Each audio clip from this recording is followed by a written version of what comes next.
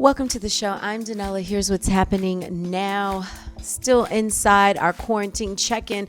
And this week, quarantine and Mercury Retrograde combined has me feeling like, what the heck, man? I can't take this. All right, first let me talk about Mercury Retrograde. Okay, so remember when Mercury goes in retrograde, this is a time it feels like super stressful, hard communications.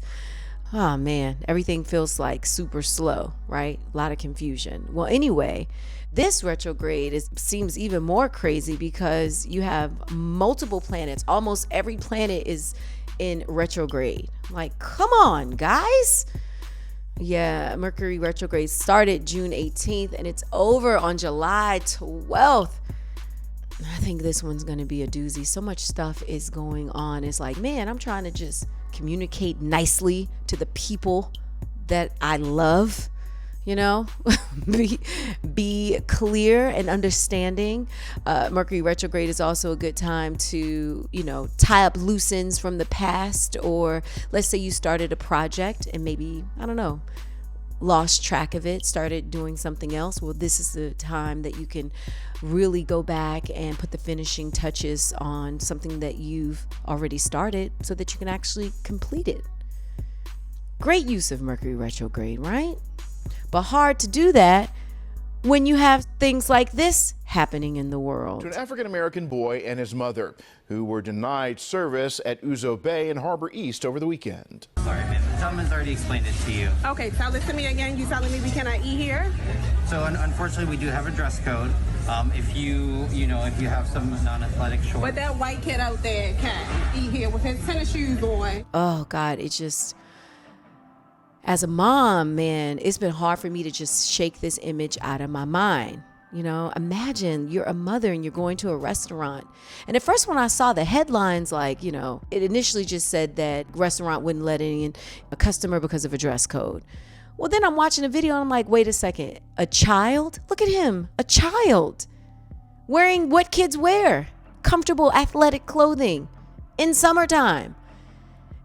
And this is the daytime. Like, wait, are you serious? People are forcing dress codes in restaurants during the day?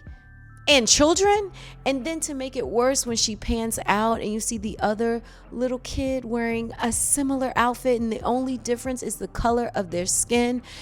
As a mom, when I tell you guys, this hit me so hard. I was thinking to myself, like, I can't imagine if a restaurant, you know, a manager would tell us, oh, you can't come in because of a dress code.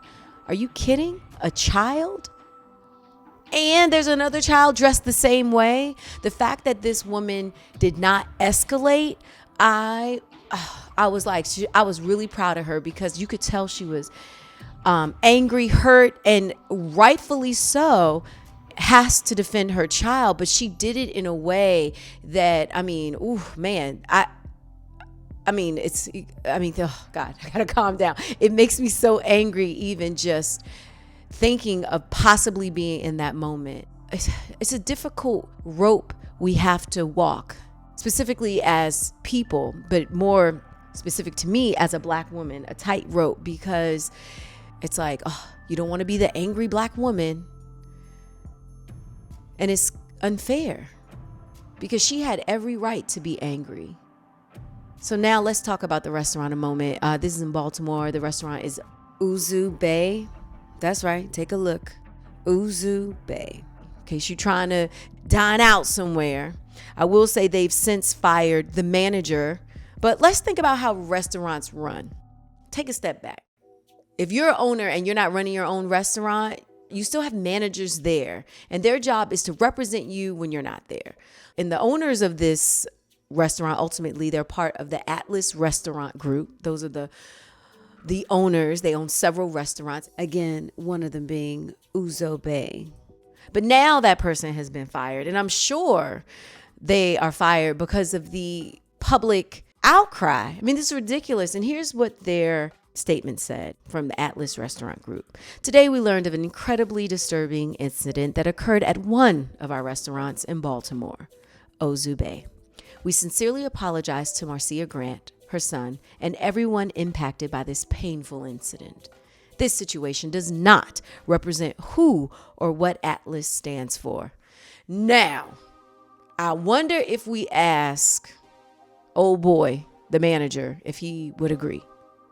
Maybe he would say, this was all me and this is what I thought was best. Because clearly he wasn't using any logic besides racism if he's looking at another kid dressed the exact same way. Because at that point, even if, like, let's just say that's what your job told you, like, look, man, I want to be strict. I'm sick of people coming up in this restaurant dressed like they're playing sports. This is a sit-down restaurant. No exceptions, okay? No athletic wear. Like, I'm sure that was the conversation. Maybe.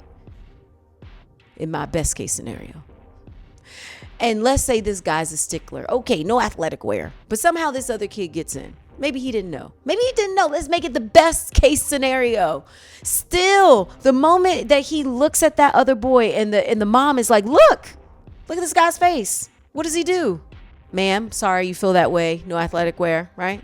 That's him. I mean, I would go into wanting to break things. I'm just saying, I'm being honest. This would make me enraged.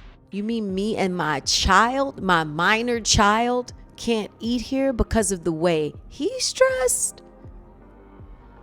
I don't think anyone would want to eat here after this conversation. Like, how do you still have this conversation in front of the child? Like, his life, how he's never going to forget this. You know, he's never going to forget this. This will impact his development as a young man. It will. It doesn't have to define him, but it will be a part of his story.